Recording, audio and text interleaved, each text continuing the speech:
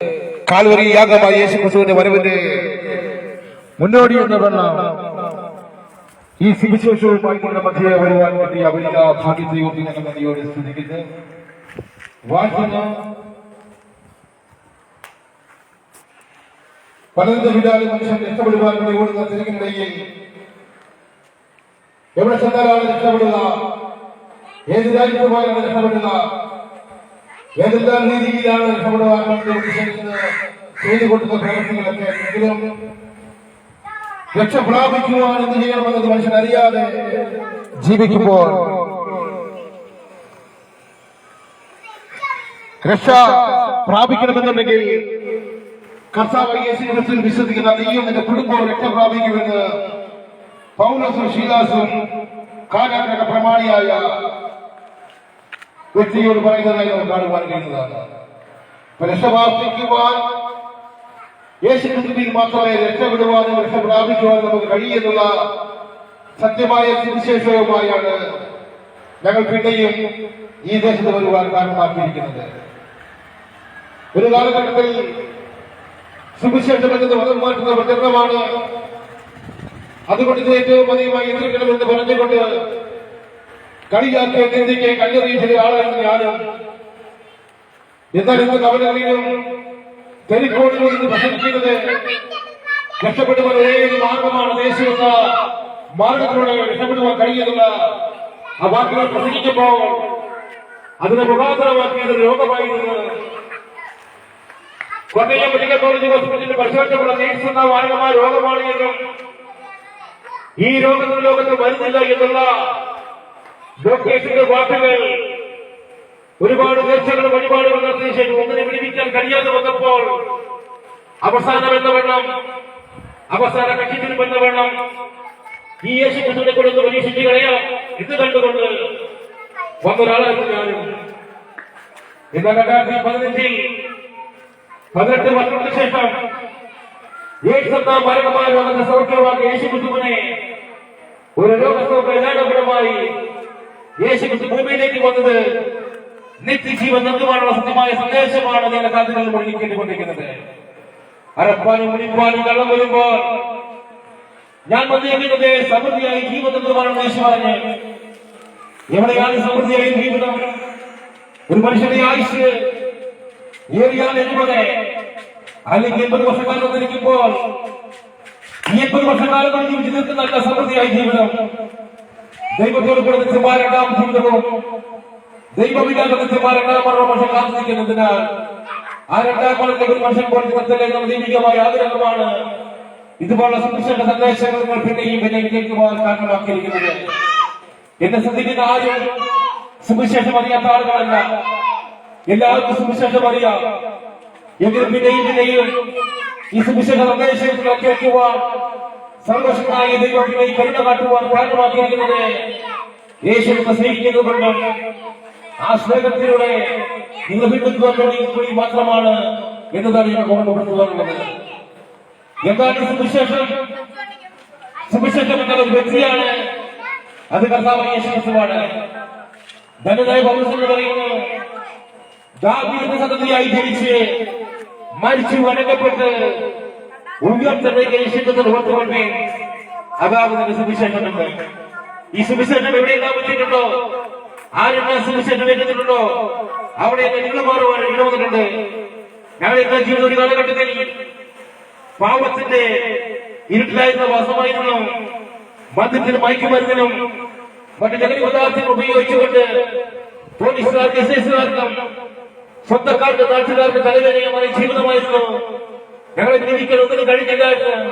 ഞങ്ങളെ ജീവിക്കുവാൻ ഒന്നിനും കഴിയാതെ വന്നപ്പോൾ ഞങ്ങളെ തേടി വന്ന ഈ സുവിശേഷമാണ് ഞങ്ങളെ രൂപാന്തരപ്പെടുത്തിയത്. അതുകൊണ്ടാണ് ഞങ്ങൾ വഴിയും മറ്റൊന്നും നോക്കാതെ തെറിക്കോണുകളിലും വഴിക്കോണുകളിൽ നിന്നുകൊണ്ട് ഞങ്ങൾ പ്രസംഗിക്കുന്നത് മറ്റൊരുത്തരും തെറ്റില്ല.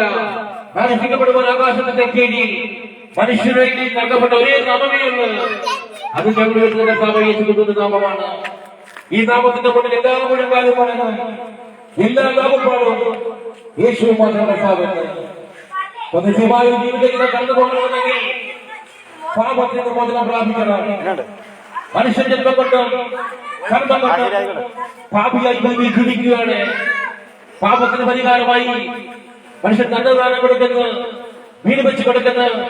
പാവപ്പെട്ട കുഞ്ഞുങ്ങളെ വിവാഹം അയച്ചു കഴിഞ്ഞാൽ സകല പാപവും മാറ്റാൻ കഴിഞ്ഞെന്ന് വിശ്വസിക്കുന്ന ഒരുപാട് ആളുകളുണ്ട്. എന്നാൽ പാപമോചനം വീണ്ടെടുപ്പും അത് കർത്താവ് യേശുക്രിസ്തുവിൽ മാത്രമാണ്. അവന്റെ രക്തം സകല പാപവും നമ്മെ ശുദ്ധീകരിക്കുന്ന പുണ്യ രക്തമായിരിക്കുന്നതിനാൽ ആ രക്തത്തിൽ മക്കാർക്ക് വഹിക്കാത്ത ഒരു മനുഷ്യന്റെ പാപത്തെ മാറ്റാൻ കഴിയില്ല എന്ന് വിശുദ്ധ വേദവസ്തു വ്യക്തമായി പറയുന്നു. നാം പോലും അറിയാതെ പാപികളാകുവാൻ കാരണമായത് ആദ്യ മനുഷ്യനായ ആദാം അനുസരണക്കേട് കാണിച്ച ബന്ധമാണ് പാപവും മരണവും ഭൂമിയിൽ വരുവാൻ കാരണമായത്.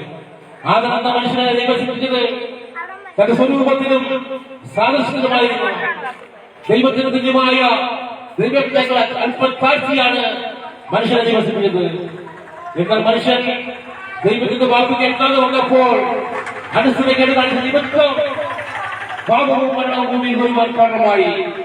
മനുഷ്യനെ വീണ്ടുന്ന ദൈവം പിന്നെയും ദൈവത്തിന്റെ സ്നേഹം കൽപ്പനകളും പ്രമാണങ്ങളും യാഗങ്ങളും പോലെ മനുഷ്യൻ കൊടുത്തു വെക്കുന്നെങ്കിലും മനുഷ്യൻ പിന്നെ ദൈവത്തിന്റെ മറഞ്ഞിരിക്കുവാനും ദൈവത്തിന്റെ ശബ്ദത്തിൽ ഒളിക്കുവാനും ഇവിടെ വന്ന് മറഞ്ഞിരിക്കുന്ന മനുഷ്യരെ തേടി 2000 വർഷങ്ങൾക്ക് മുമ്പേ ഈ താണഭൂമിയിലേക്ക് ഇറങ്ങി വരികയും ഞാൻ വാതിൽ കൊടുത്തു ആരെങ്കിലും ശബ്ദം കേട്ട് വാതിൽ തുറന്നാൽ ഞാൻ അവരുടെ അവരുടെ കൂടെ അത്താഴം കഴിക്കുമെന്ന് പറഞ്ഞു ആ ദൈവത്തിന്റെ വാക്കുകളാണ് നിങ്ങൾ കേൾക്കുന്നത്.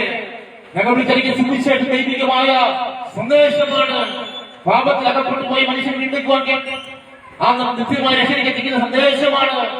ഒരുപക്ഷെ ഇതുപോലെ സുവിശേഷ സന്ദേശങ്ങൾ നീ കേൾക്കുവാൻ കഴിയുമെന്ന് നമുക്ക് വരികയില്ല. കാരണം മരണം നിശ്ചയമാണ്, ഉറപ്പാണ്. എപ്പോഴാണ് എങ്ങനെയാണ് മരണം കടന്നു വരികയെന്ന് നമുക്ക് ആർക്കും പറയാൻ കഴിയുന്നല്ല. ഒരുപാട് പ്രതീക്ഷകളും ഒരുപാട് ആഗ്രഹങ്ങളുമായി വരികയോ എത്രയോ ആളുകളാണ് ഈ ഭൂമിയിൽ നിന്ന് മാറ്റപ്പെട്ടുകൊണ്ടിരിക്കുന്നത്. ദിനത്തോറും കാണുന്ന മരണങ്ങൾ എത്ര ഭയാനകരമായ മരണങ്ങളാണ് വന്നുകൊണ്ടിരിക്കുന്നത്. എന്നാൽ മരണത്തിനോട് നാം അറിഞ്ഞിരിക്കണം, മരിച്ചു കഴിഞ്ഞാലുള്ള വാസം എവിടെയാണെന്നുള്ളത്. അതുകൊണ്ടാണ് വേദവസ്തു ചോദിക്കുന്നത്, ഒരു മനുഷ്യൻ സകല രോഗം നേടിയാലും തന്റെ ആത്മാവിനെ നഷ്ടപ്പെടുത്തി എന്താണ് പ്രയോജനമെന്ന്. ഈ ഭൂമിയിൽ നാം ആയിരിക്കുമ്പോൾ തന്നെ നേടുമ്പോഴും ഇപ്പോൾ ഒരു കുഴപ്പമില്ല, ഒരു കുറവുമില്ല, സന്തോഷമുണ്ട്, സമാധാനമുണ്ട്, പണമുണ്ട്, പ്രശസ്തി നൽകുന്ന ആവശ്യമില്ല. ഈ സന്ദേശം ഞങ്ങളോടുള്ള സന്ദേശമല്ല, മറ്റാരുടെയുള്ള സന്ദേശമാണ് എന്ന് പറഞ്ഞുകൊണ്ട് തള്ളിക്കളയുമ്പോൾ ദിവസം ചോദിക്കുകയാണ്, നിങ്ങളുടെ ആത്മാവ് എവിടെയാണ് എത്തില്ലെന്നത് എപ്പോഴും ഓർത്തുന്നുണ്ടോ? എബ്രാഹിമിന്റെ ലേഖനം അതിന്റെ 9-27 വായിക്കുന്നു, ഒരിക്കൽ മരണവും പിന്നെ ന്യായവിധിയും ദൈവം മനുഷ്യൻ നിയമിച്ചു വെച്ചിരിക്കുന്നു എന്നുള്ളത്. മരണം കൊണ്ട് രക്ഷപ്പെട്ടു എന്ന് കാണുന്ന ഒരുപാട് ആളുകളുണ്ട്. ആത്മഹത്യ ചെയ്ത് കഴിഞ്ഞാൽ ഏതെങ്കിലും രീതിയിൽ ഭൂമിയിൽ നിന്ന് മാറ്റപ്പെട്ടു പോയാൽ രക്ഷപ്പെട്ടു എന്ന് കാണുന്ന ഒരുപാട് ആളുകളുണ്ട്. മനുഷ്യൻ തൊളിക്കുവാൻ, പ്രതികൂല അവസ്ഥയ്ക്ക് തൊളിക്കുവാൻ മനുഷ്യൻ കാണുന്ന ഏകമാർഗമാണ് മരണം. എന്നാൽ ഈ മരണം കൊണ്ട് തീർന്നതാണോ മനുഷ്യന്റെ ജീവിതം? ഒരു ന്യായവിധി മനുഷ്യനെ കാത്തിരിക്കുന്നുണ്ട്.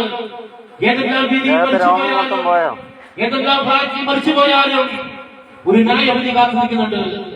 യേശു ക്രിസ്തുവില്ലാത്ത സകല മനുഷ്യനും, ജീവന്റെ പുസ്തകത്തിൽ പരിധിക്കാത്ത സകല മനുഷ്യനും രണ്ടാം മരണമായ തീപ്പൊയ്യത്തിനെത്താൻ പോകുന്നത്. ചിലരുടെ സംശയമാണ്, ആരാണ് തീപ്പൊയ്യത്തിനെത്താൻ പോകുന്നത്?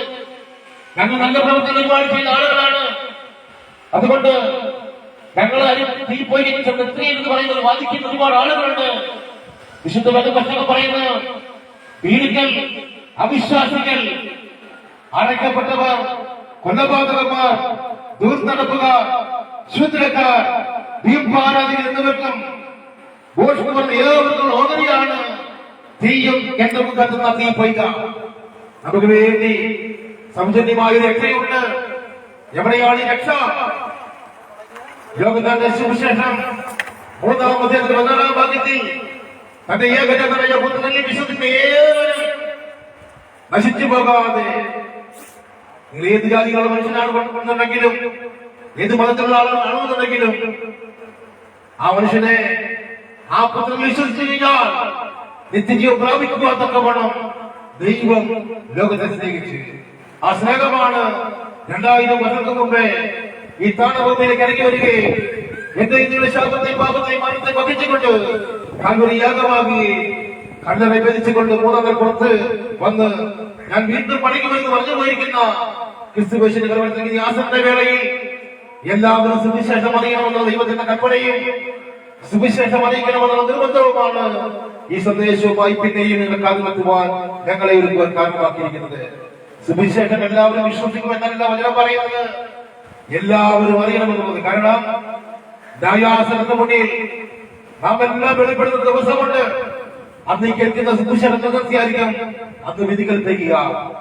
അതുകൊണ്ട് ഈ മടങ്ങി വന്നതുകൊണ്ട് തന്റെ പുത്രരുടെ നിത്യത പ്രാപിക്കുന്നതക്കവണ്ണം ഈ സന്ദേശം സഹായിക്കണമെന്ന് പറയുമ്പോൾ എന്താണ് സത്യമെന്നറിയാതെ, ആരാണ് സത്യമെന്നറിയാതെ മനുഷ്യൻ ഓടിക്കൊണ്ടിരിക്കുമ്പോൾ ഒരിക്കൽ യേശു ക്രിസ്തു പറഞ്ഞു, ഞാൻ തന്നെ വഴിയും സത്യവും ജീവനുമാകുന്നു എന്ന് പറഞ്ഞ ആ യേശു മാത്രമാണ് സത്യം, ആ യേശു മാത്രമാണ് നിത്യത നൽകുന്ന ഏക ദൈവം. അതിലേക്ക് നിങ്ങൾ ക്ഷണിച്ചുകൊണ്ട് ഞങ്ങൾ ഇതുവരെയായി ശ്രദ്ധിച്ച ഈ ദേശത്തിലായിരിക്കുന്ന എല്ലാവരും നന്ദിയും സ്നേഹത്തെ ഞങ്ങൾ അറിയിക്കുമ്പോൾ ഈ സന്ദേശം നിങ്ങൾ അറിയിക്കുന്ന ദിവ്യമായ സന്ദേശമായിരിക്കാം അടുത്ത നിമിഷം നമ്മുടെ എല്ലാ ഇതും നമുക്ക് ഒരിക്കലും മറക്കാൻ കഴിയാത്ത ഒന്നാണ്. മരണം നിശ്ചയമാണ്. അതിനു മുന്നേ മനുഷ്യ കഴിഞ്ഞുള്ള വാസം എവിടെയാണെന്ന് ഉറപ്പാക്കേണ്ടത് ജീവിച്ചിരിക്കുന്ന ഈ സമയമാണ്. മരിച്ചുപോയ വ്യക്തിക്ക് വേണ്ടി ഏതെല്ലാം പ്രാർത്ഥനകളും ഏതെല്ലാം കർമ്മങ്ങളും ചെയ്താലും ആ ആത്മാവിന് നിത്യമായ ജീവനിലേക്ക് എത്തിക്കാൻ കഴിയില്ല എന്നുള്ള സത്യമായ സന്ദേശമാണ് ഞങ്ങളിലൂടെ വിളിച്ചിരിക്കുന്ന സുവിശേഷ സന്ദേശങ്ങൾ. അതുകൊണ്ട് മടങ്ങി വന്ന് പാപത്തെ ഏറ്റു പറഞ്ഞുകൊണ്ട് പാപത്തെ ക്ഷമിക്കുന്ന, പാപിയെ സ്നേഹിക്കുന്ന ഒരു നല്ല യേശുണ്ട്. ആ യേശു ഭൂമിയിലേക്ക് വന്നത് നിങ്ങളെയും ഞങ്ങളെയും ഒരുമിച്ച് ചേർക്കുവാൻ വേണ്ടിയാണ് എന്നുള്ള ആ സത്യത്തെ അറിഞ്ഞുകൊണ്ട് മടങ്ങി വരുവാൻ ഈ സന്ദേശം സഹായിക്കട്ടെ എന്ന് ഒരിക്കൽ കൂടി ഓർമ്മപ്പെടുത്തുന്നു. ധാരാളം